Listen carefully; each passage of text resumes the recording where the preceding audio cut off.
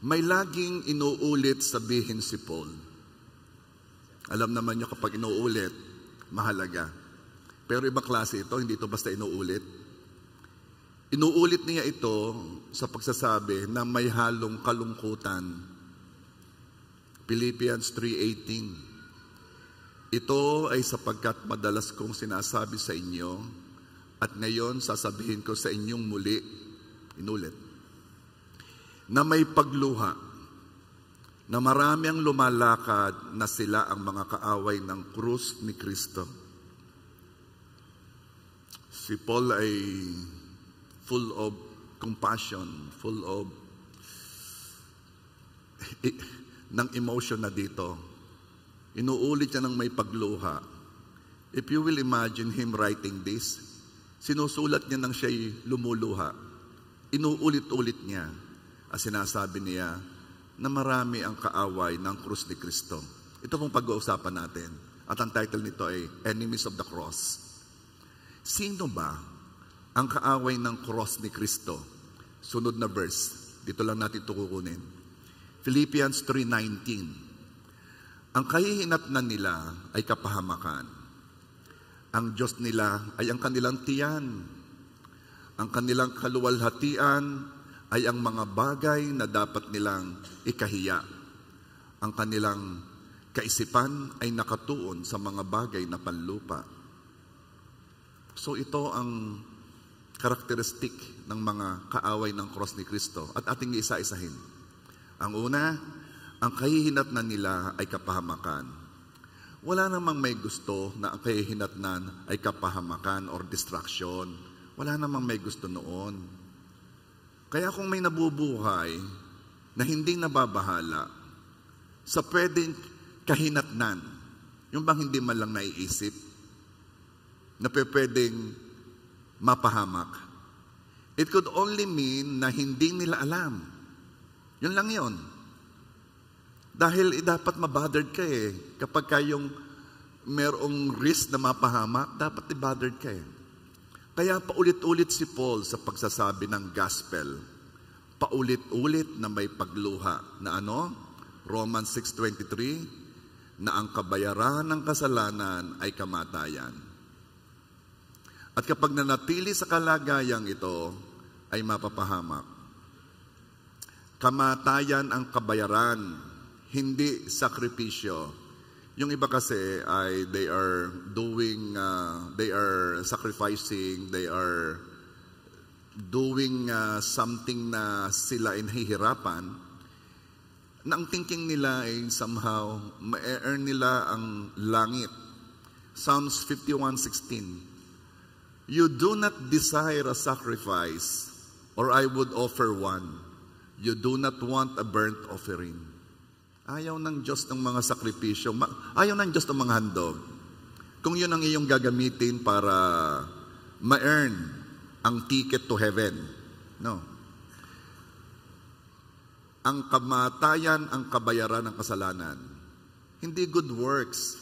Hindi mo babayaran ng good works. Isaiah 64:6.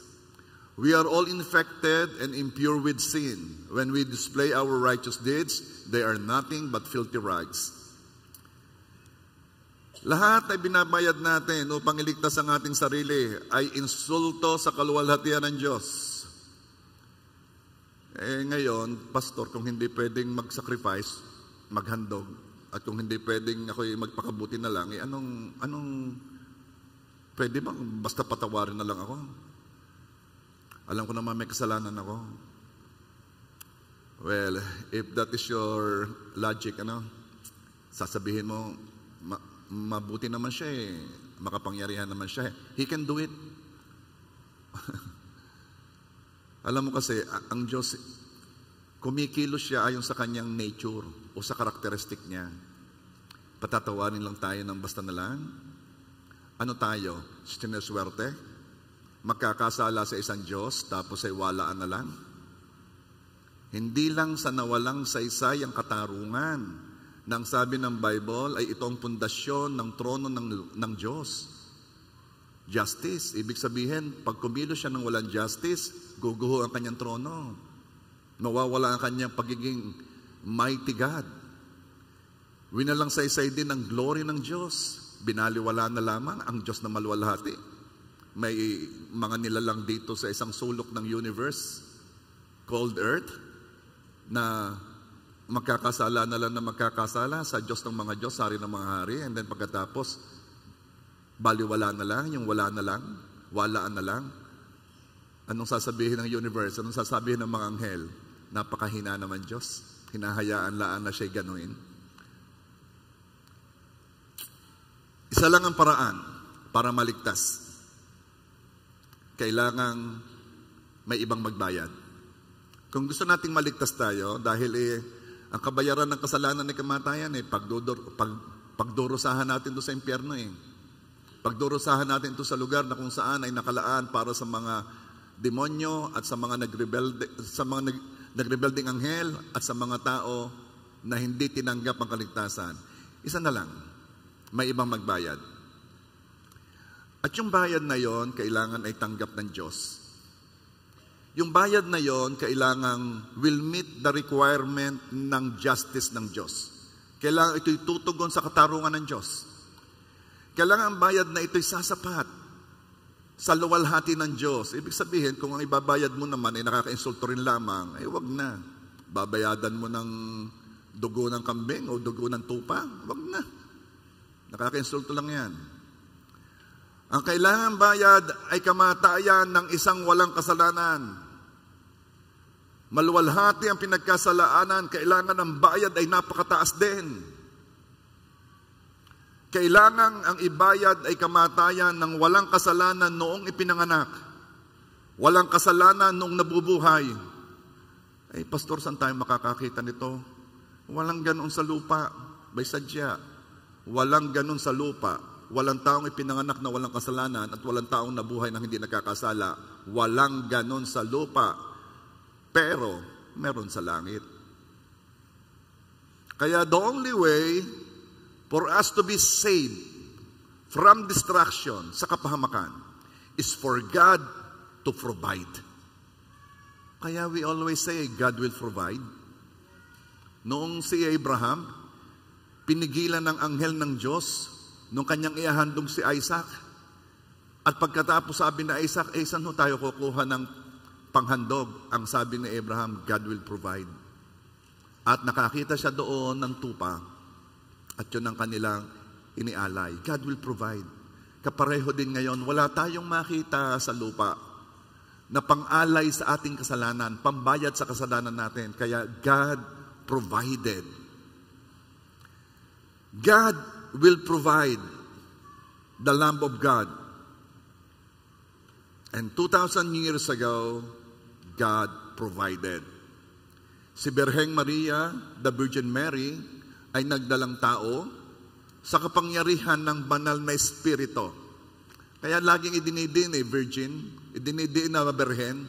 It shows na hindi pa nakakaroon ng relasyon sa lalaki. Pero nagbuntis because siya'y nagbuntis sa kapangyarihan ng banal na espiritu. Si Jesus, noong naging tao, ay hindi siya basta ipinanganak. Siya'y nagkatawang tao. Tayo, para tayo mag-exist sa lupa, kailangan tayo'y ipanganak. Ibig sabihin, doon lamang nagsimula ang ating existence. Si Jesus, hindi mo pwede lamang sabihin na simply ipinanganak si Jesus. Ipinanganak si Jesus. No, you cannot say that. Para mas tama ang term, nagkatawang tao si Jesus. Kasi sa pagkakaiba sa atin, na noon lang tayo nag-exist, nung tayo inilabas sa lupa, si Jesus nag-i-exist na since eternity. Na-manifest lang sa lupa, kaya siya'y nagkatawang tao. Si Jesus na anak ng Diyos, ay naging anak ng tao. Alam mo ba, kanina nung tayo maawit, how great thou art, then sings my soul. Alam mo, yung ganyang mga awit, mas matindi kapag kilala mo at alam mo ang ginawa ni Jesus. Mas makakaawit ka because you know. Now, let me continue. Si Jesus na anak ng Diyos ay naging anak ng tao. That was 2,000 years ago. First time nangyari sa history ng nilikha na isang Diyos ay bumaba sa kanyang nilalang at nagkatawang tao siya. Si Jesus lang ang tao na ipinanganak na walang kasalanan. Sa wakas, may dugo na sa lupa na pure. Dugo lang ni Jesus ang pwedeng kabayaran na sapat upang mapatawad ang tao. Nakakita na. Nakakita na ng kordero ng Diyos. Nakakita ng isang handog na tatanggapin ng isang Diyos. Kaya sabi ng 1 John 2 verse 2, si Kristo ang handog sa ikapagpapatawad ng mga kasalanan. Hindi lamang sa ating mga kasalanan, kundi maging ang kasalanan ng lahat ng tao. Oh, if we will only realize how precious the blood is, mas maunawaan mo ito kapag naisip mo, paano kung wala ang dugo ni Jesus? Paano kung walang tumulong dugo sa cross? Anong ibabayad mo sa kasalanan mo? Para mapawi ang galit ng Diyos sa atin, anong ating ibabayad sa Kanya? Alam mo, we will just continue with what others are doing until now. At ano yan? We will be so religious. We will do everything our religious say na dapat gawin. We will be good people. We will try to do good things because that's the only thing that we know na baka tanggapin tayo ng Diyos. Pero nasabi ko na sa inyo kanina lahat nating katuwiran, lahat nating righteous deeds ay filthy rags pagdating sa Panginoon at insulto sa Diyos kung ang ibabayad mo lamang sa kasalanan mo ang iyong mga mabubuting gawa. Bakit? Not because of what you did. It's because kung sino ang pinagkasalaanan. Napakataas ng pinagkasalaanan natin. Ang pinagkasalaanan natin ay Diyos. Sabi ng iba, bakit naman ganun ang Diyos? Bakit ako dadalhin sa impyerno? Dapat ng tanong kulang pa ang impyerno. Sa tindi ng luwalhating ng pinagkasalaanan natin, kulang pang parusa ang impyerno.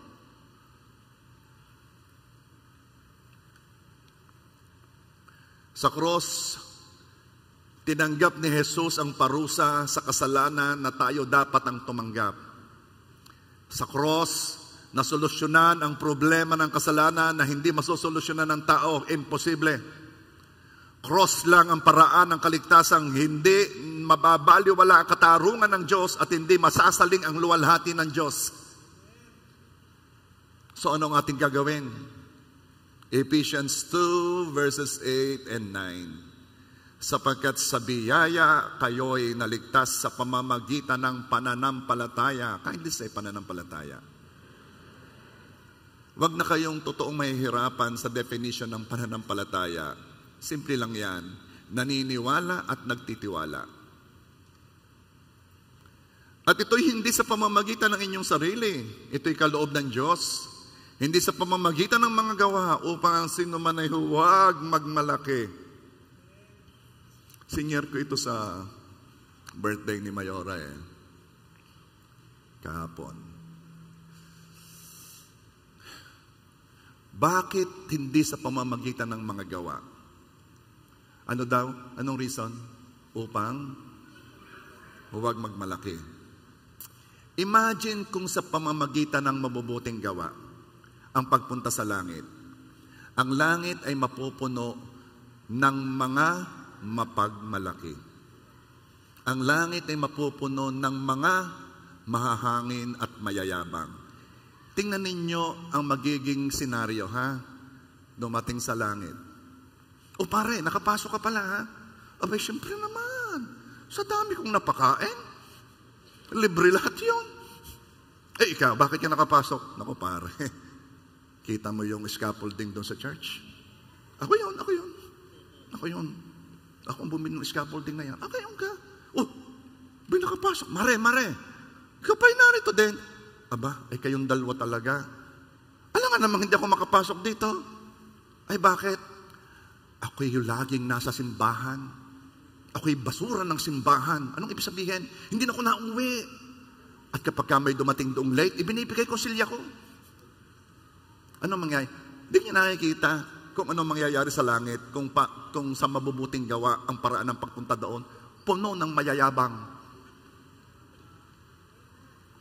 At tayo nagsasalita habang nandoon ang pinakamataas sa lahat. Siya na may karapatang magmataas dahil siya talagang mataas at nakikinig sa mga sa mga salita ng mapagmataas. Ano nangyayari? Ay nako. Kaya walang ibang paraan eh. Ang paraan lang talaga biyaya. Ang paraan lang talaga ibigay upang walang magmalaki. Mahalaga sa Panginoon ang kanyang luwalhati. And praise God, mahalaga sa kanyang luwalhati. Bakit? Karapat dapat siyang luwalhatiin. Siya lang talaga ang may luwalhati. Siya lang talaga.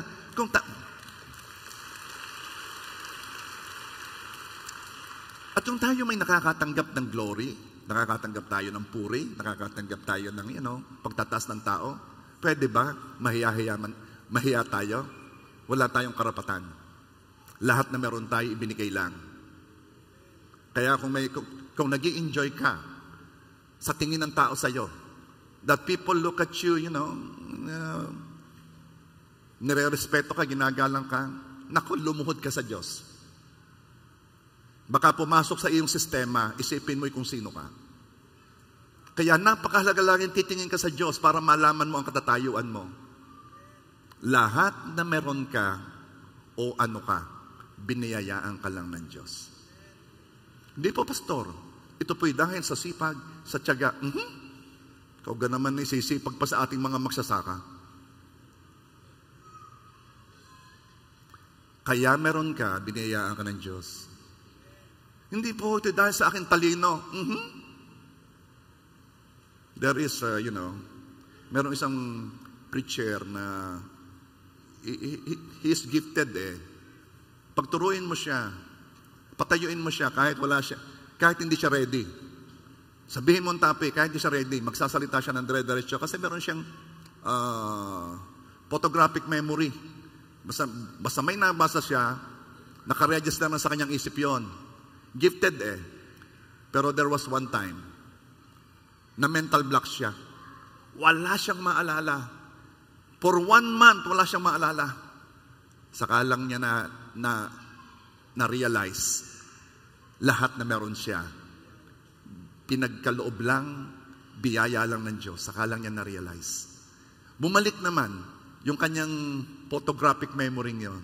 Pero iba na ngayon ang pananaw niya. Lahat ay for God's glory at lahat ay biyaya ng Diyos. Amen? Sapagkat sa biyaya kayo naligtas sa pamamagitan ng pananampalataya, ito'y hindi sa pamamagitan ng inyong sarili. Ito'y kaloob ng Diyos. Hindi nyo napapansin? Redundant naman yun Pareho ang meaning nun Ito'y hindi sa pamamagitan ng inyong sarili. Ito'y kaloob ng Diyos. Hindi sa pamamagitan ng mga gawa upang ang sino man huwag magmalaki. Inuulit-ulit para maunawaan natin. Ang kaligtasan ay biyaya dahil ibinigay lang. Wala tayong ginawa upang tayo ay maligtas. Wala tayong ambag sa ating kaligtasan. Kaya wala tayong maipagmamalaki. Hindi tayo pumunta sa langit dahil tayo nanampalataya at tayo ay naging mabait. No. Ang pagiging mabuti ay resulta ng pananampalataya kay Jesus. Sa biyaya lang. Pero, I want to remind you hindi cheap ang biyaya na ito. Hindi ito cheap. Ano ibig sabihin? Mahal lang ibinayad ni Jesus para maibigay sa atin ng libre ang kaligtasan. Ito'y libre sa atin, pero may presyo kay Jesus. Ang biyayang ito hindi cheap. Kaya huwag mong sasabihin, ako na may tumanggap ng biyaya, gagawin ko lahat ng aking gustong gawin at ako na may cover na ng biyaya. Anong uring biyayang yan? Walang halaga. Basta na nga lamang natin natanggap. Hindi natin nare-realize kung anong ginawa ng Panginoong Hesus para maibigay sa atin ang kaligtasan. Hindi natin naunawaan na binayadan ng Panginoong Hesus ito ng kanyang buhay. At hindi basta-basta lang pinaghirapan niya to para maibigay sa atin ang kaligtasan. At pagkatapos nung tinanggap natin ng biyaya, sasabihin natin dediretso ako sa kasalanan. May biyaya na Ginawa mong cheap ang biyaya. Dapat napakahalaga sa iyo ng biyaya. Sasabihin mo, Panginoon, salamat sa biyayang ito. I treasure this. And I will not grieve the Holy Spirit dahil sa biyayang tinanggap ko. Alam nyo, hindi ito alam ng marami. Hindi ito alam ng marami. Akala pa rin ng marami ay paggawa ng mabuti ang paraan. Kung hindi man membership sa relihiyon, tanungin mong lahat. Yan lang ang sasabihin. Paano ka pupunta sa langit? Ako na may mabuting tao. O kaya naman member ako ng relihiyong ito. Yan lang ang sasabihin. Kaya hindi ito alam ng marami na na kailangan manampalataya kay Jesus. Dahil ang kaligtasan ay bigay lang. Hindi nila alam na hiwalay pa rin sila sa Diyos kahit sa turing nila sila'y mabuting tao. Hiwalay pa rin sila sa Diyos. Kaya naman Isaiah 59 verse 2 says, "But your iniquities have separated you from your God." Hindi nila alam na ang nangyari lang sa cross ang magduduktong sa pagkakahiwalay na yon. Hindi nila alam na hiwalay pa rin sila sa Diyos. Kaya itong reason kung bakit si Paul ay paulit-ulit na sinasabi ang gospel na may kasamang luha. Dahil alam ni Paul na distraction ang pupuntahan ng hindi nauunawa at hindi alam. Kaya church, napakahalagang i-share ang gospel ni Kristo. Lahat ng inyong event, birthday, wedding anniversary, wedding, debut, dedication, gawin ninyong event na may mga tao for a purpose na itong gospel ay ma-share ng ma-share dahil miski 10, 20, 30 beses nang sinasabi, hindi pa rin nila makita. Kaya pinagpe-pray natin na mawala ang piring sa mata dahil sa kasimplihan ng gospel, hindi maunawaan. They rather continue with their good works. They rather continue sa paniniwala ng membership sa relihiyon.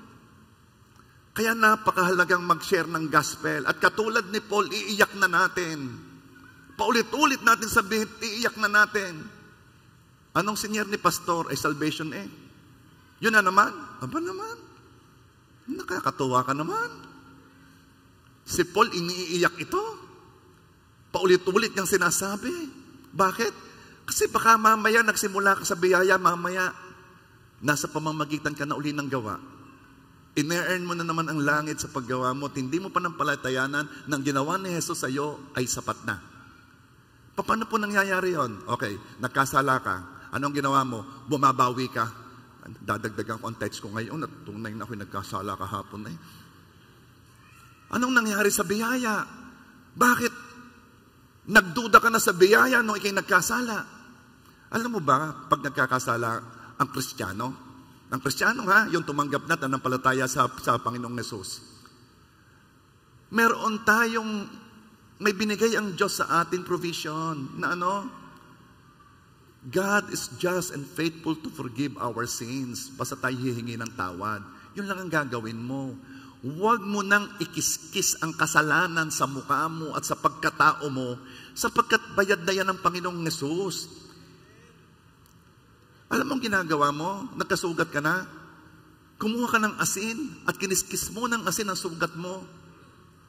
Para sa mawi, mapakita mo lang ang iyong remorse at ang cross ay sapat. Ang biyaya ay sapat. Nung ikaw ay tumanggap sa Panginoong Yesus at kahit ikay nagkasala, sapat ang dugo ng Panginoong Yesus, iyon ay kaya pa rin bayaran at linisin ng Panginoon. That's why we have to share this. Kahit sa Kristiyano, nakakala nila dahil sila'y nagkasala ay nawala ng kaligtasan. No, kaya ka nagkasala, ang ibig sabihin lamang niyan ay pumalya ka, pero ang sabi ng Bible, kapag ang matuwid ay pumapalya, siya'y bumabangon. Walang makakaagaw sa iyo sa kamay ng Diyos.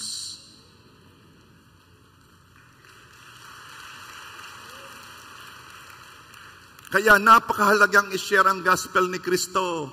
Use every opportunity of your life. Handa tayo ng handa eh. Bakit sinasabi? Ako kasi na-bless ako kay Mayora eh. Nag-60th siya diyan sa cultural.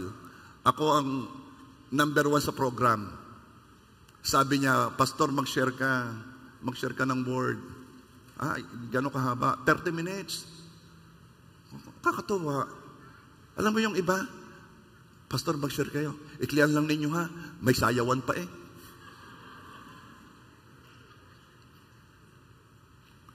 Minutes. Di sa cultural, talaga naman, sabi ko, Lord, let me share your word. Kahit paulit-ulit. Hayaan mong sabihin ko ito, katulad ni Paul nang may compassion, may kasama ng pagluha, sapagkat hindi alam ng marami. Kaya kung kayo may mga events sa inyong buhay, marami naman pastor dito, no? Sabihin lang ninyo at magpapadala tayo ng pastor. Yan ninyo laging ma-share ang gospel. Imbitahin ninyo ang inyong mga kaibigan, huwag kayong mahihiya. Ang Panginoong Yesus, hindi niya kailangang gawin yon, pero ginawa niya, hindi siya nahiya. Na una, nang kunin ang anyo natin. Isang Diyos kukunin ang anyo ng kanyang nilikha, ay nakakahiya. Pero hindi nahiya ang Panginoong Yesus. Padalwa, noong isang Diyos na nagkatawang tao, hinayaang siya'y patayin. Hinayaan niya. Siya'y saktan. Alam mo ba nung panahong iyon, ang sabi ng Panginoong Yesus, Peter, huwag kang ganyan, napaka-violente mo naman. Huwag mong papatayin yung uhuli sa akin. Kaya nga ako nagpunta dito para mamatay para bayadan ng kasalanan. Alam mo ba, na isang tawag ko lamang, 12 legions of angels ay pupunta dito. Isang tawag ko lang. Ito'y hindi dahil nila. Ito'y dahil ko. Pumayag ako. At alam mo ba yung kamatay ng Panginoong Yesus ay para sa isang Diyos, mamamatay ng ganong uri. Very inhumane. Alam mo ba, ang dying sa cross, kung anong ibig sabihin noon? Yun ay dahan-dahang pagsasuffer. Yun ay upang marinig ng lahat ang daing, ang sigaw, ang pain ng pinapatay, upang matakot ang mga lalaban sa Romano. It is designed to be a slow death. Alam mo ba, na kapag nakakakita ka ng taong nakapako sa krus, siya ay may damit. Alam mo bang ang Panginoong Yesus ay hubad? Wala siyang damit. At hindi nahiya ang Panginoong Yesus. Kaya ikaw, na iniligtas ng Diyos sa biyaya, sa pananampalataya kay Jesus, huwag ka ring mahihiya. Imbitahin mo ang mga kaibigan mo na kahit pa sino yan, at sabihin mo'y kayo'y makinig. Itigil lahat at kayo'y makinig. At hayaang mag-share doon. Bago simulan ang party, bago tawagin ang mga DI, bago magpatugtog ang banda, bago mag-enjoy ang mga tao, ipaalala mo sa kanila na may katapusan lahat ang sayaw na yan. May katapusan lahat ang kantang yan. At siguraduhin nila na pag dumating ang araw na yon, may relasyon sila sa kanilang Diyos.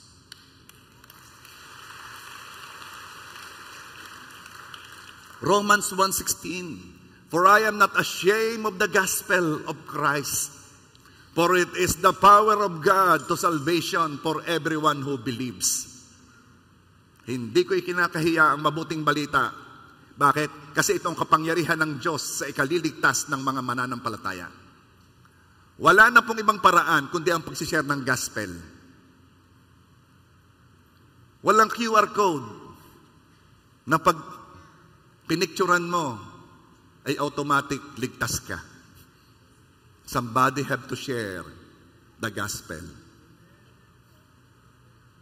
Kaya mahalagang ikaw ay mag-share din ng gospel.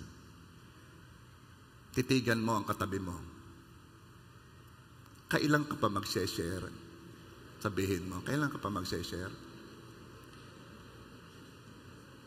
Anong sabi sa iyo? Anong sagot? Sabi nung isa, iimbitahin ko na lang si pastor.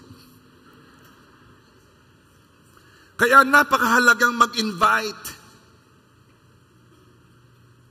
Napakahalagang mag-invite. Ba't ka nandito? Somebody invited you. Hindi ho, nagkusa ako Ay siguro napanood mo ako sa online. At na-invite kita. Somebody invited you. Mahalaga mag-invite. Bakit? Paano siya pupunta kung hindi mo imbitahin? Inimbita ko siyam na beses ko na iniimbita. Ay, paano kung sa pasampu ay sumama na? Baka hindi mo alam. Alam mo, ayaw natin ng rejection di ba? Ako ayaw ko ng rejection. Yain ang ma-reject. Kung alam ko naman kung saan ko siya iniimbita.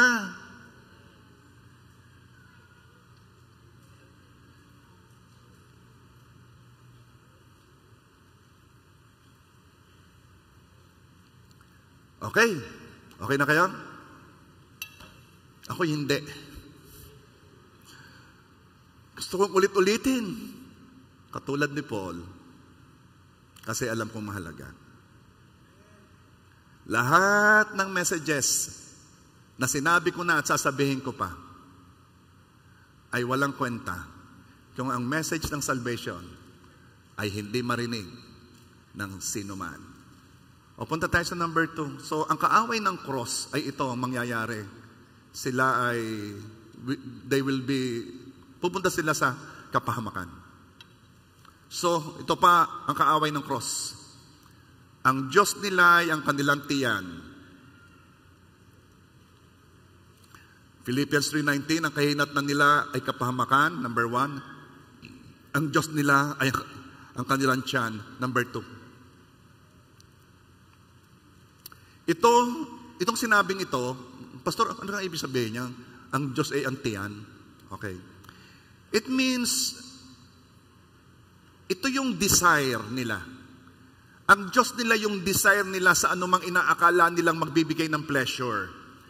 And most of the time, yun ay food. Bago ka pa magpunta sa ibang pleasure, food muna. Pero ang pinatutungkulan dito ay mga desires. Ang Diyos nila ay ang kanilang tiyan. Ang Diyos nila ay ang kanilang desires. Ito ang reason kaya may bisyo. Ang bisyo ay bisyo kasi ito ang higit na dinidesire. Kaya nga bisyo. Ito ang reason kaya ito ang ginagamit mong pang-bargain sa Diyos. Panginoon, ibigay mo lang ito ay hindi na ako kakain ng taba. O kaya hindi na ako magsisigarilyo. Lord, ipagkaloob mo lang ito, hindi na ako titikim ng alak. Ba't yun ang iyong ipinangbabargain? Kasi labanan ng desire. Ang ibig mo lang sabihin, I will desire you more than this. Ang ibig mo sabihin, papatan ko ang aking Diyos. Sa halip na ito na gustong-gusto ko, i-give up ko ito. Yun ang pang-bargain mo Kung ano, sino ang higit mong dinidesire, yon ang iyong Diyos. Small letter D. At ito ang Diyos ng marami. Ano yon? Pleasure. At ito'y namamagnify. Makikita mo talaga kung anong iyong Diyos-Diyosan. Ito'y namamagnify kapag ka ikay nabigyan ng kakayanan.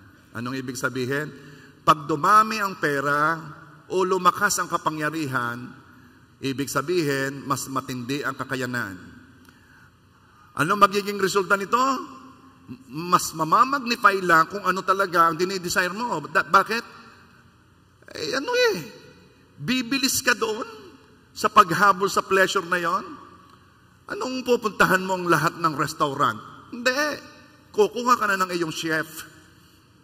No, chef, dito ka muna ha. Babayadan kita. Lulutuin mo lahat ng pagkain ko.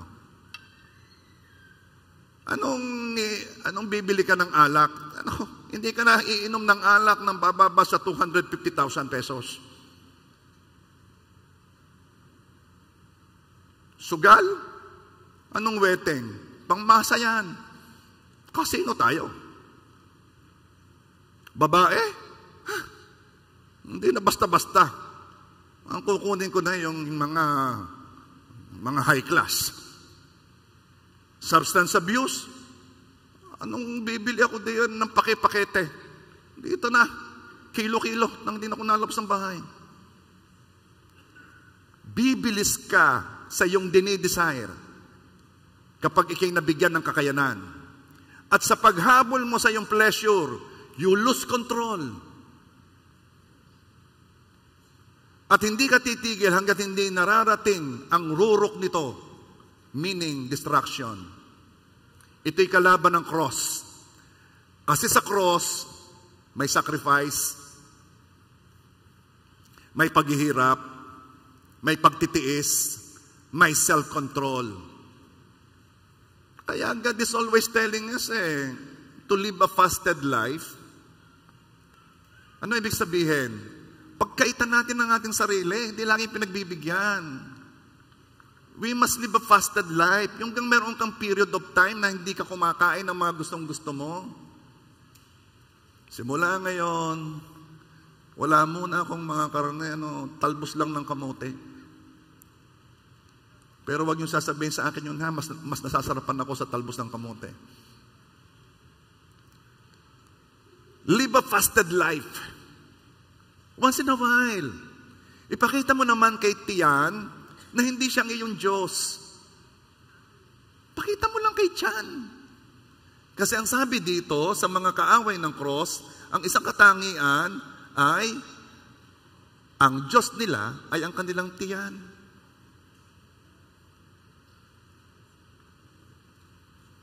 Ito'y kalaban ng cross. Alam mo, yung sabi sa Matthew 4 verse 8 and 9, noong ang Panginoong Jesus ay tinetempt ni Satan, after 40 days of fasting, again the devil took him to a very high mountain and showed him all the kingdoms of the world and their splendor. Verse 9, all this I will give you, he said, if you will bow down and worship me. Okay. Ibinibigay ng devil kay Jesus ang lahat ng kaharian sa lupa at ang kanilang kaningningan. Ibinibigay ang authority. Ikaw nang maghahari sa New York, ikaw maghahari sa Moscow, ikaw maghahari sa Paris, ikaw maghahari sa Rosario City. Yan. Parang ganon. Alam mo ba na ang daming tanong doon Satan, ba't mo ino-offer? Iyuga. For an offer to be valid, kailangan kanya. At hindi naman sinabi ng Panginoong Jesus, sandali, ba't may bibigay sa akin? Iyuga. Hindi. Kinontend yun ni Jesus. Alam ni Jesus na sinuko ni Adan kay Satanas ang authority sa mundong ito. Obvious na obvious naman. We are living in a world na si Satanas ay talaga namang freely nakakakilos. Freely, in a way na hinahayaan ni Lord. Pero ang sunod kong tanong ay ito. O ang sunod kong napansin. Nung inoffer ito kay Jesus, sadya namang ito'y makukuha ni Jesus eh. Kaya siya bumaba dito, babawiin niya talaga ang authority na sinuko ni Adan kay Satanas sa pamamagitan ng kamatayan sa cross. Alam ni Jesus na sooner or later yun ay mababawi na at ibibigay muli sa tao yung original design. Alam mo ba yung nangyayari? Ino-offer ni Satanas kay Jesus ang pleasure ng walang cross, ng walang paghihirap, ng walang sacrifice. Ito rin ang ginagawa ni Satanas sa atin. Ino-offer ang pleasure. Samantalang ang gusto ng Panginoong Hesus ay we should carry our cross. We should live with self-control. Yes, magandang ino-offer ni Satan, pleasing to eyes. Ang ino-offer niya kay Jesus, nang walang paghihirap, hindi ka napapatayin sa cross, iyon na. But Jesus said no to pleasure and yes to pain. Sabi sa 2 Timothy, verse 3, sa huling araw ay ganito magiging katangian ng mga tao. Tingnan po ninyo sabi, 2 Timothy 3, verses 2 to 4.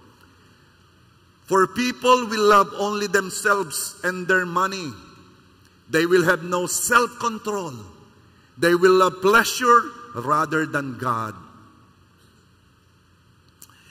My friend, pleasure is not our God. Actually, kalaban ito ng cross. Fulfilling the pleasure is not our way of life. Instead, carrying our cross is our way of life. And carrying the cross means abstaining, if not delaying, the gratification of the desire. Hindi naman pinagkakait ni Lord. Ayaw lang ni Lord ibigay sa iyo ang walang kakwenta-kwentang pleasure. Na mamaya, pag yun ang Diyos mo, wala ka ng control at pupunta ka sa distraction. Lahat ng addict nagsimula sa pagsubok ng isang hit-hit, isang batak. Lahat ng alcoholic ay nagsimula sa isang shot. Lahat ng immoral ay nagsimula sa isang subok, isang bola. Ito ang problema sa pleasure. Pag pinagbigyan mo ng pinagbigyan, mamaya you will lose control. At mamaya yan ang Diyos mo. Yang dinidesire mo, yan ang Diyos mo. At ito ang katangian ng mga kaaway ng cross. Dahil sa cross ay merong sacrifice, merong pain, merong self-control. Hindi masarap. Pansamantala. Why? Kasi gustong ibigay ni Lord ang pleasure, pero yung totoong pleasure. Psalm 16 verse 11. You make known to me the path of life. You will fill me with joy in your presence, with eternal pleasures at your right hand. Ang gustong ibigay ng Diyos sa atin ay eternal pleasures. Okay, ano ba yung eternal pleasure na yan? Alam mo, pagdating ng Panginoong Hesus, nung tayo na umaawit sinasabi natin ang Panginoong Hesus ay darating Ano yung part na doon sa How Great Thou Art nung ang Panginoong Hesus ay darating? Kakantahin nga ninyo. 1, 2, 3, go.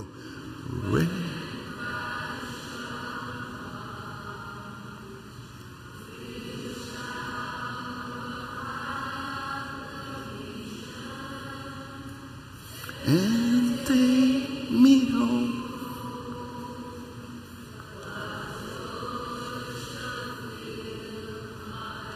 Okay. Alam mo yan ikantang masaya Pagdating ng Panginoong Hesus, alam ba niyo ang mangyayari? Mababago ang katawan niyo. Yung katawang yan napakahina. Bago ko sabihin, akin ang ikakat. Takot na takot maambunan. At pag naambunan daw, baka kat-kat-kat. Ay humatsing, kung ano man. Ano kang hina ng katawang iyan? Yung katawang iyang lagi nang gustong magpa-annual check-up. Alam mo bang papaltad yan? Papaltad niya ng katawang hindi nagkakasakit, hindi napapagod, hindi nagugutom, hindi nauuhaw, hindi namamatay. Katawan na kung ano meron ng Panginoong Hesus, pagbalik niya, yun ang ibibigay sa atin. Anong ibig sabihin yan? Kakain ka hindi dahil ikay gutom. Kakain ka just to taste the food. Sarap nito. Ilan dito na gustong-gustong manggang hinog? Okay. Ilan dito ang kumain ng isang kain na manggang hinog?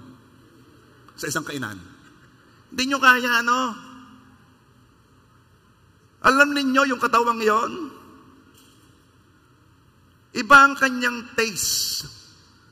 Ang taste buds niya is so perfect na pag kinain mo yung isang bunga, yung ngayong lasa mo sa mangga will be so different, so rich. Kasi kaya mong lasahin. Itong problema kahit ibigay ng Diyos ang makalangit na pruta sa'yo, hindi mo kayang lasahin ang sarap noon. Pleasure bang pinag-uusapan natin? Ikaw ba'y sayang-saya na sa pleasure sa mundong ito? Nakakain ka ng bayabas na hinog, yung masaya, oh, sarap naman ito. Yung kakayanan mong makalasay limitado. Okay. Ang mata mo. Alam mo bang, limitadong-limitado ang kulay na nakikita mo? All you can see is what is in the rainbow. Yung kulay na iyon. Napakadami pang kulay na hindi kayang makita ng mata mo. Pero pag dumating ang Panginoong Hesus at ikaw ay nananampalataya sa Kanya, at siya'y darating, papalitan niya ang katawan mo ng kung merong ano siya. At kaya dala niya yung eternal pleasure. At pinagpapalit mo yon sa pleasure ng munda. Yun ba ang pinagpapalit mo? God is not against pleasure. It's against you making pleasure your God.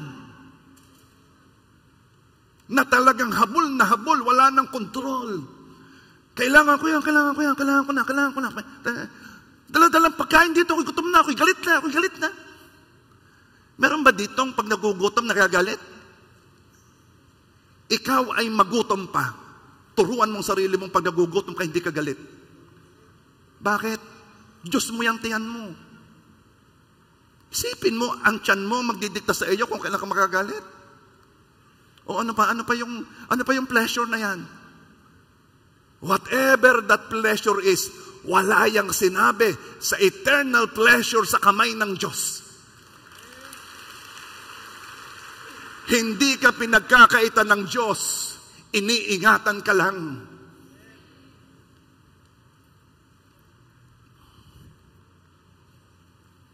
Our way of life should be through self-control. At laging masakit ang self-control. Mas gusto ng laman ay to fulfill the lust, to fulfill the bisyo.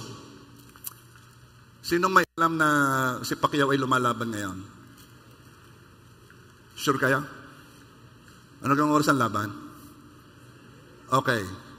Siguro gusto nyo mapanood yun, ano? Pero itong gusto kong mapanood din nyo tungkol kay Pacquiao.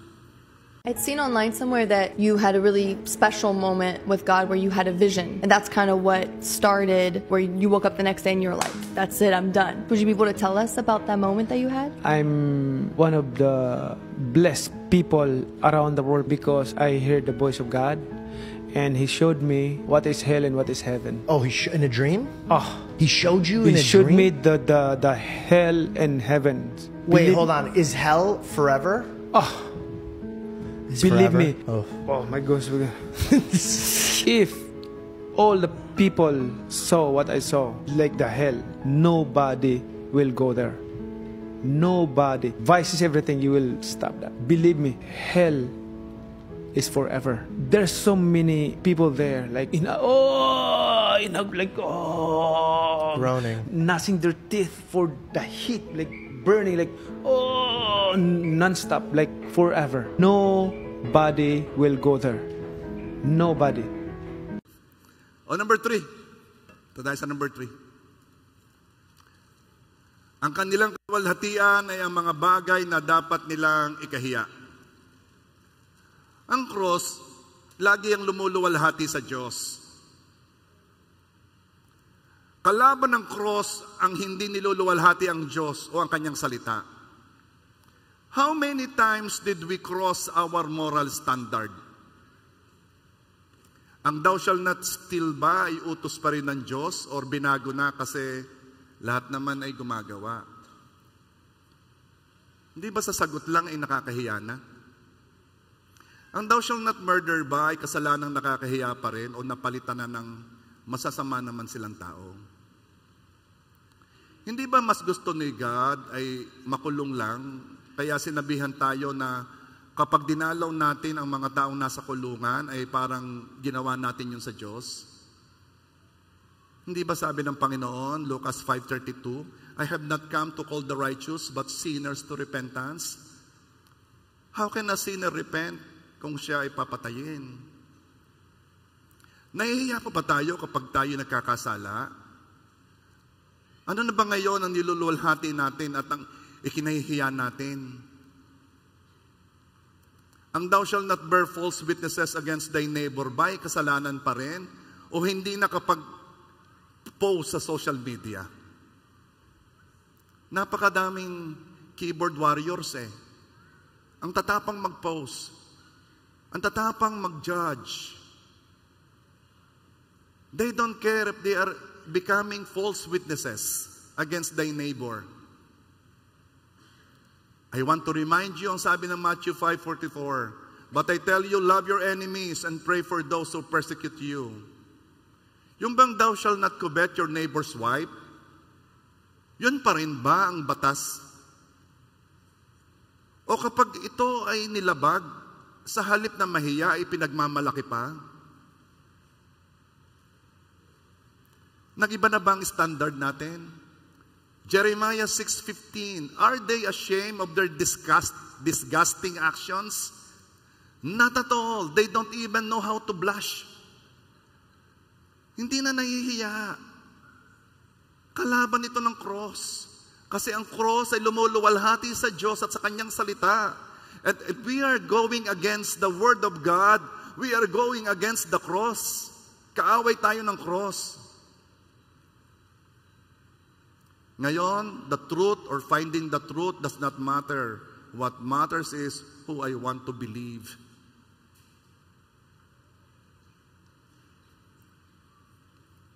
Jesus said, I am the truth.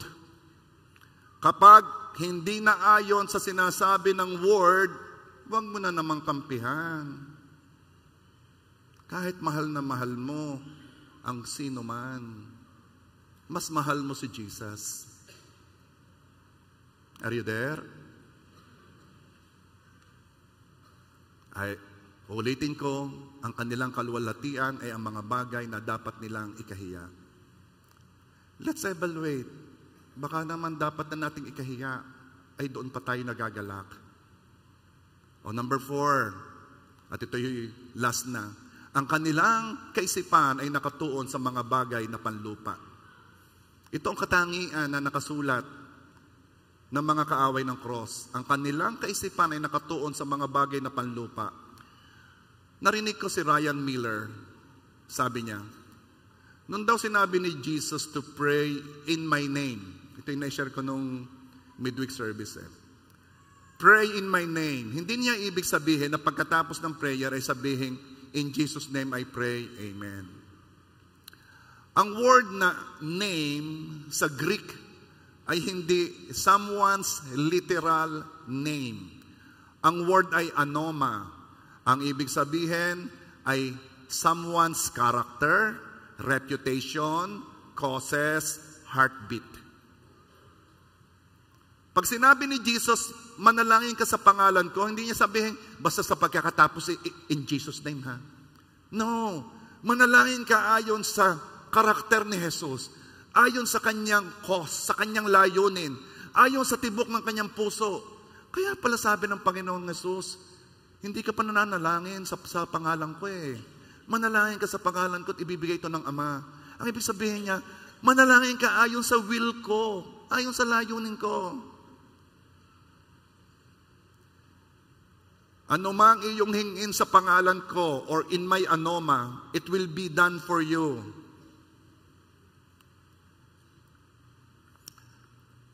Lahat ng hinihingi ko sa pangalan ng Panginoong Yesus ay natatanggap ko. Ano ho yun? Hiningi ko na magkaroon tayo ng lupa. Hiningi ko kay Lord, mabili yung lupa sa harap, yung sa harap. Hiningi ko kay Lord na mapalawak ito.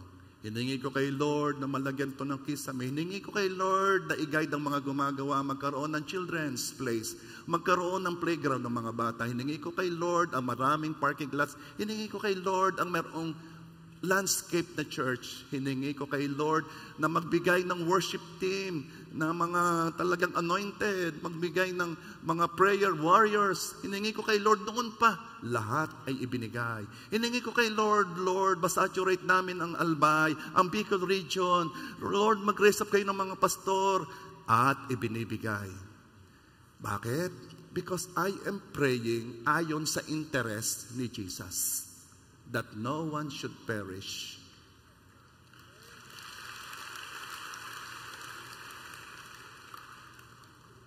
May mga hinihingi ako na hindi ko pa sure kung in Jesus' name. Lord, bigyan mo ko ng Land Cruiser in Jesus' name. Hindi pala yun ng in Jesus' name. Ang in Jesus' name pala ay ayon sa kalooban mo, ayon sa gusto mo mangyari. Sino sa atin dito talaga ang humihingi in Jesus' name? Alam ba natin ang tibok ng puso ni Jesus? Alam ba natin ang gusto niya talaga?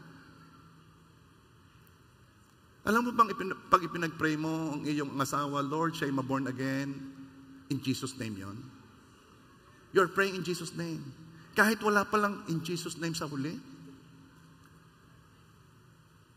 So I challenge you. Ask God, Lord, tell me what to pray. Tell me what to ask from you. Pastor, malalim yan. Pero paano yung akin? How about me? Paano yung akin? Seek ye first the kingdom of God and His righteousness. Seek ye first the anoma. Seek ye first His causes, His purposes, His reputation, His character, His nature. Seek ye first kung anong gusto niya. And all these things shall be added unto you. Kalaban ng cross, kapag ka ang inuuna natin ay all these things that are supposed to be added lang. Kalaban niya ng cross. Ang gusto ng cross, kung ano ang layunin ng ipinako sa cross, yun din ang ating magiging direksyon. Ang rosaryo ay may impluensyahan ng salita ng Diyos. Maliit pa ang church, yun ang pinagpe-pray. Look how the word is influencing rosaryo. Tingnan mo sa lahat ng event, mayroong word. Tingnan mo. Ask in my name. Mahalaga ba talaga sa iyo ang layunin ni Jesus? I pray na maging mahalaga. Bakit? Sobrang sakripisyong ginawa ng Panginoong Yesus para lamang maipadama sa atin ang kanyang pag-ibig at pagdating ng araw ay maisama tayo sa langit at huwag tayo mapahamak. Dahil lang doon, come on, whatever God had entrusted you with, anumang pinagkatiwala ng Diyos sa iyo, gamitin mo for His glory, gamitin mo for His cause, gamitin mo for His purpose. In His name. Live in His name. Breathe in His name. Work in His name. Give in His name. Love in His name. Love your enemies in His name. Because yun ang layunin ng Panginoon. At alam mo, now that you know what God have done to you, Now that you know what Jesus have done to you. Now that you know what you should do. Iba na ang pag-awit. Nakilala mo kung ano ang ginawa ng Panginoong Jesus sa iyo. Nakilala mo kung sino si Jesus. Iba na. At karapat dapat siyang purihin. Karapat dapat siyang itaas. Because He is great. So great. We have to live for Him. Live for Him. Your life, na regalo din lamang ng Diyos sa iyo, is not yours. Not yours to live. It is for Christ. And I pray, simula sa araw na ito, iba ka na. Iba ka na. Alam mo kung anong ginawa ng Panginoong Hesus sa iyo upang iligtas ka. At alam mo rin kung anong ina-expect ng Diyos sa iyo. He deserves our praise. He deserves our glory. Oh Lord my God,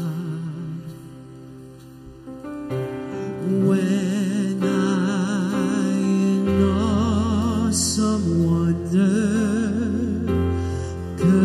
consider all the worlds thy hands have made, I see the stars,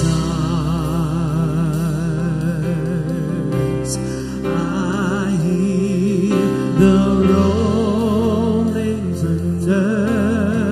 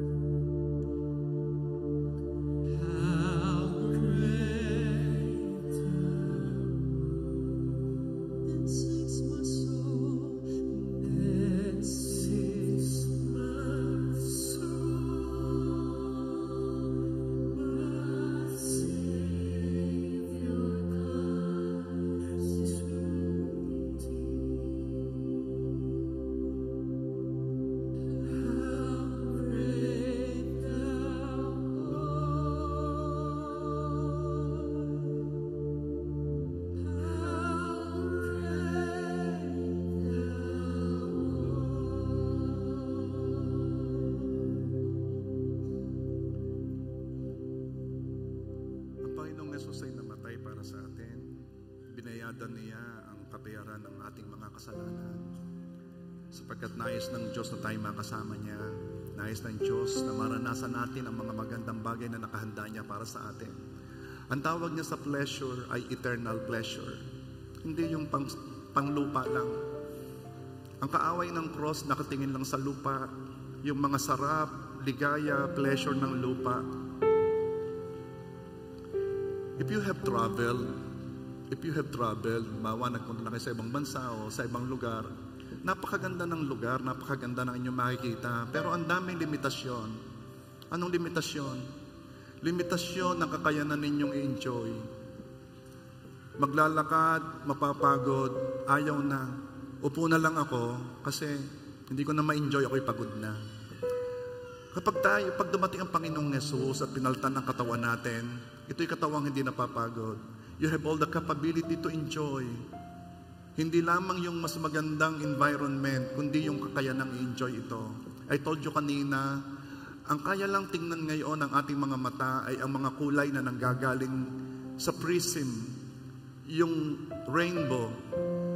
Yung rainbow iyon, nanggaling iyon sa white light, na galing sa araw, liwanag ng araw. Yun lamang ang lumalabas na liwanag. Pagdating natin sa langit at kasama na tayo ng Diyos, ang sabi ng Bible, ang liwanag doon ay ang Diyos mismo. Walang araw, dahil ang liwanag ay nanggagaling sa luwalhati ng Diyos. Imagine the colors na lalabas sa liwanag na iyon. Imagine yung kakayanan mong makita yung liwanag. Imagine the pleasure. Imagine the pleasure, the eternal pleasure. Huwag kang maging masaya sa pleasure ng mundo. Gamitin mo ito. Whatever you have, gamitin mong buhay mo para marami ang makakilala sa Panginoon. Invite. Huwag kang mahiya. You don't live for yourself. You live for Christ. Walang ibang nagmahal sa iyo nang higit pa sa pag-ibig ng Panginoong Yesus. Walang iba. So many people have experienced putting their trust on someone or somebody until one day that person failed him or her. Gusto lang ipakita ng Diyos, siya lamang ang hindi mang-iiwan. Hindi ka pababayaan hanggang sa huli. Dahil ang pag-ibig niya ay totoo. And in return, dahil ikaw ay binuhusan ng pag-ibig, ibigin mo din naman ang Diyos sa pamamagitan ng iyong paglilingkod. Ang sabi dito, dahil alam na natin, tayo'y maglingkod, sapagkat lahat natin gagawin para sa Panginoon ay hindi mawawalang saysay. Kayo'y aking china-challenge. Kayo'y aking ini-encourage. 1 Corinthians 15:58. Church, maging productive ang buhay mo bilang Kristiyano. Always give yourselves fully to the work of the Lord, because you know that your labor in the Lord is not in vain. Ibigay mo ang buhay mo ng buong buo sa mga gawain ng Diyos, dahil alam mo na ang iyong pagod ay hindi mawawal ang saysay. Ibig sabihin, ang iba mong pagod ngayon ay pwedeng mawala ng saysay. Ang paglilingkod mo lamang sa Panginoon ang hindi mawawala ng saysay. I encourage you, church, huwag sayangin ang buhay. Gamitin yan sa paglilingkod sa Panginoon. Let me pray for you. Father God, I lift up to you your people. I lift up to you your children, your sons and your daughters, your servants. Ipaalala mo sa amin, Panginoon, at ito'y pumasok sa puso namin, ang buhay namin hindi amin. Gamitin namin ito upang ikaw ay maluwalhati at ikay mapaglingkuran. Na wag namin ikakahiya ang gospel, ang message of salvation. Na gamitin namin ang lahat ng pagkakataon upang may makarinig. Na kami makapag-invite, sapagkat marami ang may hindi alam na biyaya lamang ang kaligtasan. Lord, tulungan mo kami, biyayaan mo kami na kami makapaglingkod sa iyo. This I pray in Jesus' name. Amen.